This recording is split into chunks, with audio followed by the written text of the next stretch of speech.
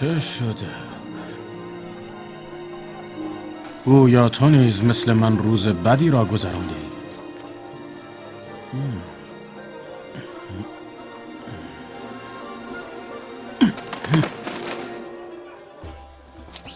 پرنده زیبا توی؟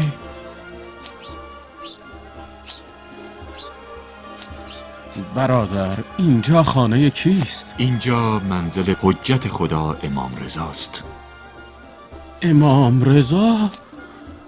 خدایا شکرت، شکر. کیستی؟ یکی از دوستداران پدران و نیاکان امام هستم. سلام برادر، امام منزل تشریف دارند؟ هستن ولی در حال استراحتن. میهمانشان تازه رفتن. بعدم بیاین. من طبیب هستم و از حج باز میگردم. خرجی خود را گم کردم و چیزی ندارم تا با آن خود را به جایی برسانم. البته به فضل خدا ثروتمندم و هرگاه به شهر خود رسیدم آن مقدار که به من دادند را به جای ایشان صدقه میدهم. الان وقت ملاقات نیست. باید بایستی تا عبادت امام تمام شود. محول. بله مولای من. ولی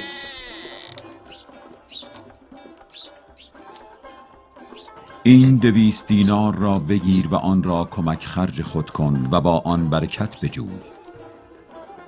نیازی نیست که از سوی من صدقه بدهی. بگیر و برو. مولای من، به راستی که شما امام رؤوف مسلمانان هستید. خداوند نگهدار شما باشد.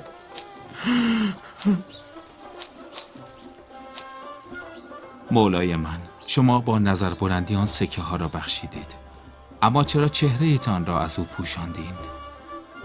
نگران بودم که خاری خواهش را به سبب برآوردن حاجتش در چهرهش ببینم.